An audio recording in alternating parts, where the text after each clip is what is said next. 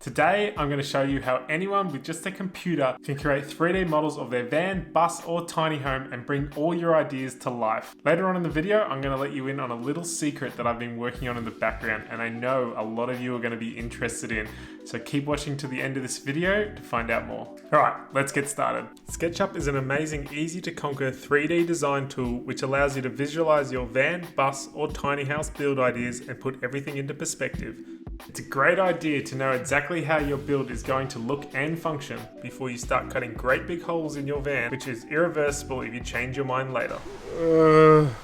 There are two options for using SketchUp. SketchUp Pro is a subscription-based desktop software which allows you to work offline. They offer a 30-day free trial, which after you will need to pay. The best part is they don't ask for your credit card, so even if you forget to cancel, you won't be charged. SketchUp Web is a browser version which has 99% of the pro features. I suggest getting the free trial, getting your bearings with the desktop version, and then switching to the web version after 30 days. Pro tip: you can easily transfer your files between the desktop and the web versions, with the web version saving your models on either the cloud or locally. I'll be using SketchUp Pro for this tutorial. The web version is only slightly different, where the toolbar is here, the menu is here, and she is a he. You can think of SketchUp as building blocks, where you're basically stacking blocks on top of each other and manipulating each block to your desired dimensions. Start by opening SketchUp and creating a new file by selecting your preferred unit of measure. I like to work in millimeters. Go out to your van and create a quick sketch of the floor plan, noting any large alterations like the wheel arches and entry step. Begin by using the rectangular tool, shortcut R, to create your floor. You can drag the shape to the right dimensions, but it is easier and faster if you type in the exact dimensions in the right hand corner, separated by a semicolon, and hit enter. The tape measure tool, shortcut T, can be used to measure distances or create temporary guidelines that can be easily deleted later. Use the rectangular tool to draw the wheel arches, deleting the guides as you go. Then draw the entry step. The push-pull tool, shortcut P, is what makes SketchUp special. It allows you to make objects three-dimensional by extruding them in any given direction. Pro tip: after you've created an object, make it a component. This is an important step that is easily forgotten. Components group and lock in a bunch of shapes together so that you can move them in symmetry and they cannot be directly modified by the rest of the model space. Next, get into the habit of assigning tags to each component. This will help you tremendously later, as you can independently turn on and off the visibility. Open the Entity Info and Tag windows, create a new tag and assign the component to that tag. You can now use the eye icon to turn on and off the visibility. To move your view around, use the Orbit tool, shortcut O.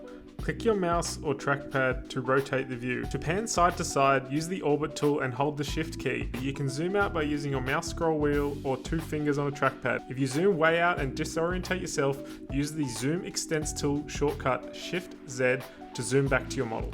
To move an object around, use the Move tool, shortcut M. To lock the move in a certain axis, hold down the Shift key and you will see the dotted line get thicker. To move it in a specific direction, use the arrow keys, where the up arrow moves it on the blue axis, right arrow moves it on the red axis, and the left arrow moves it on the green axis. To rotate an object, use the Rotate tool, shortcut Q. You can manually rotate any object or use the input box in the bottom right hand corner and type in an angle. If you've made a mistake, just use the Undo shortcut, Command Z. So here's where things can get a little bit more complicated. Vans and buses aren't typically square in nature. They have curved walls and ceilings, which make designing your van rather complicated. If you are just starting out, it is much easier to create straight, square walls and ceilings to create a box shape. This is a great starting point for designing and laying out your ideas. If you want to create a more advanced shell, you will need to first go back out to your van and measure the cross-sectional width changes and their corresponding heights. You should end up with something like this, where these are your cross-sectional height changes and these are the corresponding widths. Use the tape measure tool to create vertical guidelines at each width change, then draw the corresponding horizontal guidelines. Now use the line tool to connect the dots and create a polygon. Pro tip: SketchUp is pretty smart and will allow you to perform basic maths in the measurements box. You can divide a measurement in two instead of having to use a calculator. You can now use the push-pull tool on this newly formed polygon to create your walls and ceiling.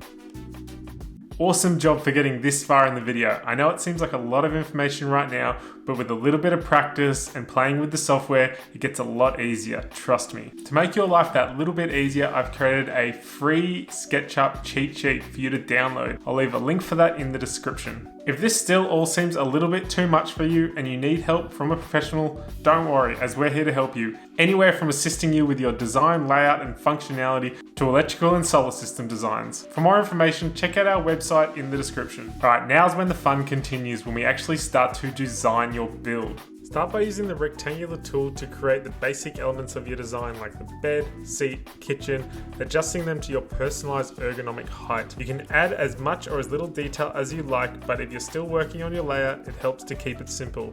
You can even add in your window placements. It's also nice to add in some specific elements to make your design really come to life. SketchUp has a free 3D warehouse where you can search for pretty much any item and download them directly into your model. You can add your stove, sink, tap, the pillows on your bed, and even your fridge. Pro tip, you can even modify the elements to match the dimensions of the appliances or elements you will actually use in your build. To do this, use the scale tool, shortcut S, and scale the element to your exact dimensions. You can even start designing your kitchen drawers. Once you get a bit more advanced, you can design your kitchen framework accurate enough to create cut lists from. Now let's really bring your design to life by adding some custom colors and textures. Use the paint bucket tool and pick your favorite colors and textures ranging from natural wood to seating fabric to match your dream decor. Alright, time for the secret. After so many requests from you guys, I finally decided to create my very own Vanbuild online course. This will teach you literally everything you need to know to convert your very own van or bus. And at the same time, I'm going to share all my knowledge as a van builder and engineer on how you can do that and save some serious dollars. I haven't set a release date yet, but if you're interested and want to be one of the very first to get exclusive access to the course at the very lowest early bird price, I'm going to leave a link in the description where you can add your email to the mailing list. Alright, that is the end of this video. If you got anything out of it, remember to hit that like button below. It'll really help this channel out and get this video across to many other viewers. If you did enjoy the content, consider subscribing. If you have any questions, leave it in the comments below and I'll get back to you. Until next time, I'll see you later.